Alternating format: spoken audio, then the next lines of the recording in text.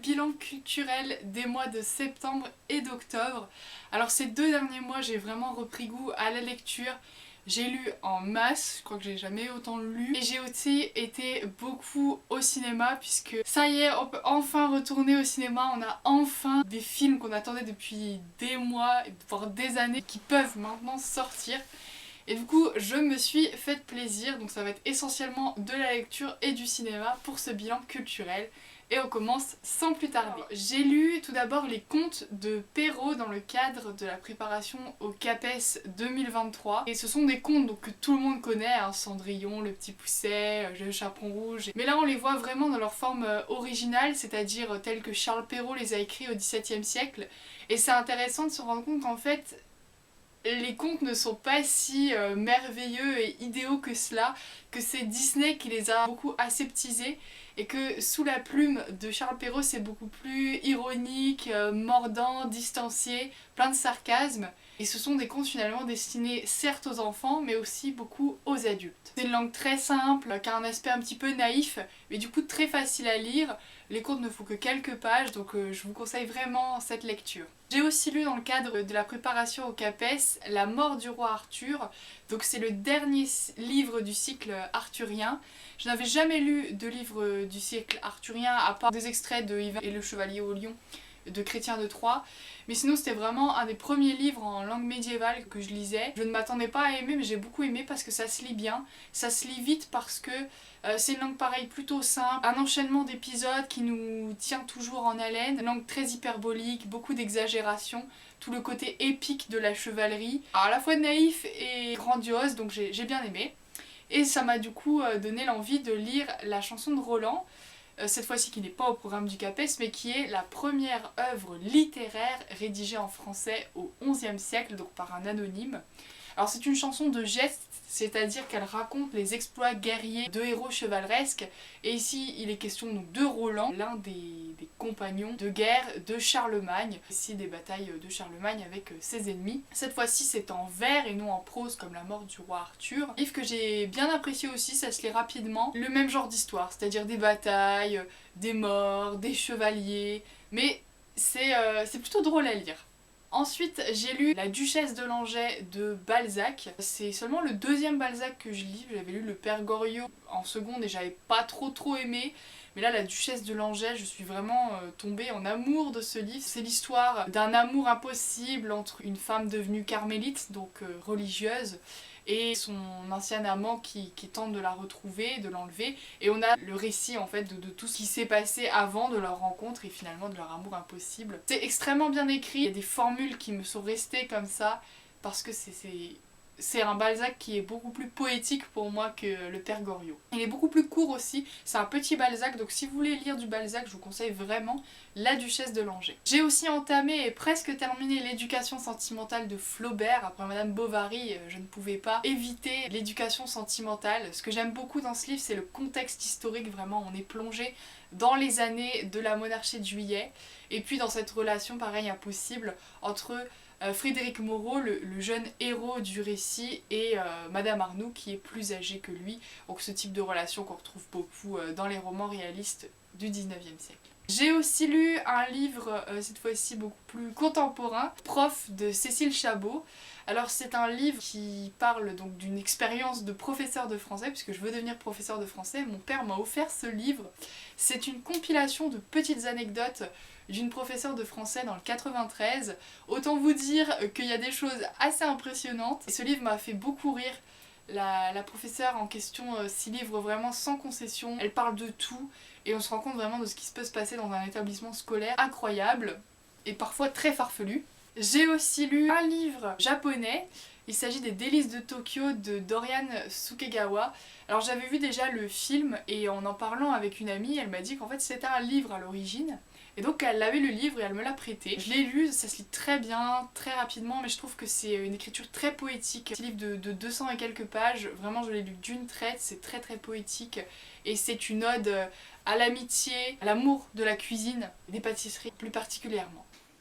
Et pour finir avec les lectures, j'ai également lu un classique de chez classique de théâtre français, le fameux Don Juan de Molière, que je n'avais toujours pas lu. Une pièce de théâtre que j'ai lue très vite, en une après-midi, même pas, en quelques heures. Ça se lit très bien, c'est évidemment une comédie. Pour moi, c'est pas la meilleure de Molière, je préfère quand même Le Misanthrope, mais c'était un classique qu'il fallait que je lise. J'ai bien aimé quand même le personnage de Sganarelle, qui est le valet de Don Juan, qui à la fois fait tout pour protéger son maître et ses frasques de séduction. D'un autre côté, le met en garde, a un discours un peu plus moralisateur. Donc on a vraiment l'incarnation du Don Juan qui a donné son nom à tous les grands séducteurs de notre monde. Ensuite on va passer du côté du cinéma, j'ai vu beaucoup de films ces derniers temps. J'ai tout d'abord été au cinéma pour aller voir Dune. Donc c'est un film de science-fiction qui a été réadapté donc d'un livre et d'un film fait dans les années 80. Alors moi j'avais vu le film des années 80, je trouvais ça un peu angoissant, spécial, un peu dans la veine des Star Wars mais plus noir, on va dire, plus sombre. J'avais envie de voir la nouvelle adaptation, déjà parce que fait avec les moyens de notre époque, la science-fiction avec les effets visuels qu'on a aujourd'hui c'est incroyable.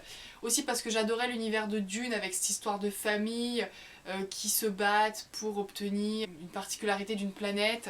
Donc ça me plaisait beaucoup, et puis aussi parce qu'il y a Timothée Chalamet et plein d'autres acteurs que j'aime beaucoup. J'ai adoré le film, le visuel est incroyable, l'atmosphère est pesante et spéciale, angoissante. On est vraiment dans l'univers de Dune. Je trouve que la musique aussi a un point important dans ce film. Les costumes, les décors, tout est extrêmement bien fait, extrêmement réaliste. Juste la fin, je ne vous dirai pas ce qui se passe à la fin, mais ça m'a vraiment perturbée. J'étais là en mode ah d'accord, ça se finit comme ça, ok. Mais sinon vraiment beaucoup aimé ce film, qui par contre est un petit peu antipathique à certains égards, je trouve. C'est bizarre de dire qu'un film est antipathique, mais par exemple on s'attache pas tellement au héros, c'est ça que je veux dire par là. Ça reste très sombre. Mais c'est l'univers de Dune. Ensuite j'ai été voir un film beaucoup plus drôle pour le coup, puisque je suis allée voir OSS 117. On a eu déjà 2 OSS 117 il y a un peu plus d'une dizaine d'années. Je me demandais si on allait retrouver le même humour, la même saveur que les premiers OSS, donc avec Jean Dujardin, parce que c'est encore Jean Dujardin. Et effectivement, donc ce OSS 117, Alerte rouge en Afrique noire, garde le même esprit. On est vraiment de cet humour potache, très second degré, très lourd et gras à certains moments, et qui peut s'avérer plus subtil à d'autres moments. On est toujours dans cet esprit de parodie de l'espion des années 70, voilà, avec les costumes grandes pattes def, Jean Dujardin qui se prend pas du tout au sérieux, un OSS 117 plus bactère, donc j'ai beaucoup aimé et j'ai beaucoup rigolé aussi. Le film Le Bal des Folles, qui est un film qui a été réalisé par Mélanie Laurent, c'est un film dont j'avais vu une bande-annonce au cinéma et qui m'avait beaucoup donné envie, dans un asile psychiatrique sous l'époque du professeur Charcot. On rentre vraiment dans l'intimité de l'hôpital et on se rend compte à quel point les folles au 19e siècle étaient vraiment traitées comme des folles, c'est-à-dire vraiment pas comme des humains mais plus comme des bêtes, et c'est finalement une dénonciation des expériences qui sont menées sur ces pauvres femmes qui ne peuvent finalement rien faire. J'ai été au cinéma aussi début octobre pour voir enfin le dernier James Bond avec Daniel Craig. Donc au revoir Daniel Craig, je suis un petit peu triste mais en même temps j'ai vraiment hâte de découvrir qui va le remplacer. J'ai plein de candidats dans ma tête mais on ne sait pas encore qui va le remplacer. Mourir peut attendre, déjà j'adore le titre. C'est un James Bond pour moi en demi-teinte, c'est-à-dire que j'ai beaucoup aimé retrouver Daniel Craig, Léa Seydoux aussi, dans une version un peu plus sentimentale du James Bond. On n'a pas du tout l'habitude de le voir comme ça. Je trouvais que du coup c'était un peu édulcoré, qu'on retrouvait pas tout à fait le personnage de James Bond. Ils ont voulu faire quelque chose d'un peu à part. Et puis la fin du James Bond qui est absolument effarante, enfin jamais j'aurais pu imaginer une fin comme ça. Donc voilà, heureuse de retrouver James Bond, mais en même temps un petit peu déçue parce qu'il y a moins de spectacles, il y a moins de panache je trouve que d'habitude. J'ai aussi été voir un film qui est vraiment typiquement le genre de film que j'adore. Il s'agit des Illusions perdues, adapté d'un livre de Balzac, l'ascension de Lucien de Rubempré dans le Paris du 19e siècle, en particulier du 19e siècle sous la Restauration, donc début 19e. Donc des dandys, du journalisme, de la noblesse, la confrontation de toutes ces classes sociales dans un univers en effervescence, dans un siècle qui tend à abandonner la noblesse pour se diriger vers la bourgeoisie. J'ai vraiment adoré ce film, je trouve que c'est réalisé avec beaucoup de finesse. Les acteurs aussi sont très bons, j'ai adoré découvrir Benjamin Voisin, magnifique. Retrouver aussi Xavier Dolan qui est superbe dans son rôle, vraiment je vous conseille ce film.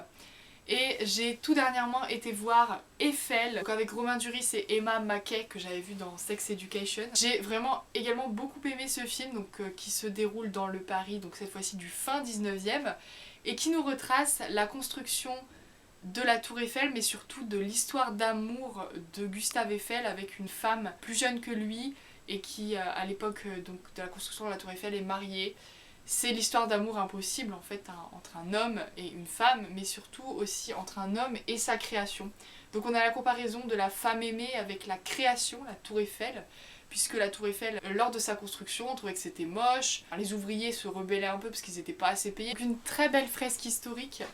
Petit reproche quand même au film, ça manquait peut-être un peu d'action, et on restait très focalisé sur l'histoire d'amour, et peut-être à mon goût pas assez sur l'histoire de la Tour Eiffel. C'est un film qui se vaut davantage centré autour d'une romance que sur vraiment l'aspect historique, mais on découvre beaucoup de choses sur la Tour Eiffel, sur la manière dont elle s'est construite, et finalement on se rend compte que c'était pas gagné dès le départ. J'ai pas beaucoup regardé de séries, contrairement à d'habitude, forcément je suis allée un peu plus au cinéma et un peu plus vers les films, mais j'ai tout de même une série dont j'aimerais vous parler. Il s'agit de Belgravia. C'est une série qui a été réalisée par Julian Fellowes, qui est le réalisateur de Downton Abbey.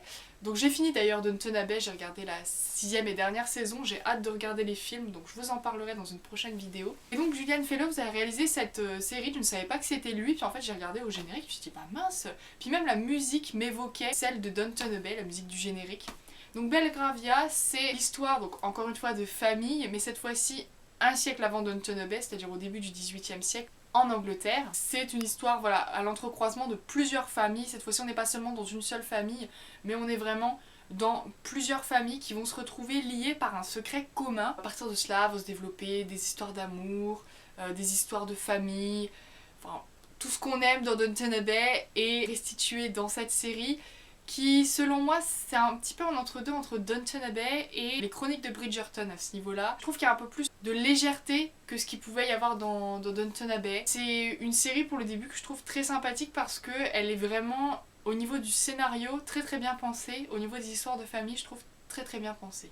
On va pas finir sans catégorie nourriture. Donc aujourd'hui j'avais envie de vous parler de produits qu'on trouve spécifiquement chez Picard. Ils ont sorti 2 gammes dernièrement que je trouve vraiment géniales. Alors la première gamme, c'est la gamme de produits végétariens, des boulettes aux légumes et au fromage. Ils ont fait des galettes mozza, quinoa que j'ai testé qui sont magnifiques. Effectivement c'est un petit peu cher, mais moi j'en ai pour 4 repas puisqu'il y a 4 galettes et on peut les conserver au congélateur.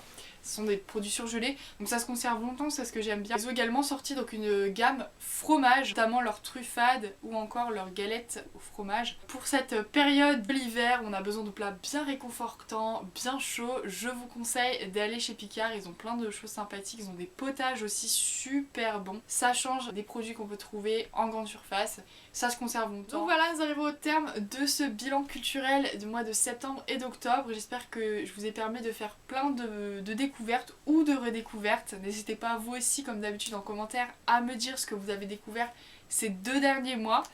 Et puis je vous dis à très bientôt pour une prochaine vidéo. Bye bye.